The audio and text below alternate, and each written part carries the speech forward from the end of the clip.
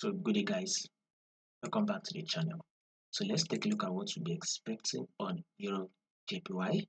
If you are yet to subscribe to this channel and you've not done that, make sure you click on the subscribe button, like, share, make your comments. So let's start with the trend.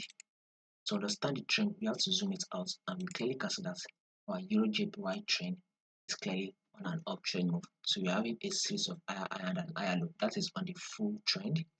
Now let's go down to the forward time. This is our forward time frame. And here is our high.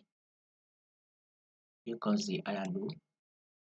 Market also pushed up, give us an equal high here before it's corrected and then give us a new high. Here comes the higher low. And this is our new high. Market has dropped to give us an equal higher low here. So we should be taking this to be the support level or probably the demand zone. From here, we should see another push up. That is what we'll be expecting. Another bullish move is what we'll be expecting on EURJPY. I'll be giving you guys more updates. You just have to be still updated, subscribe to this channel, and also follow the Telegram channel. I'll put the link in the comment section.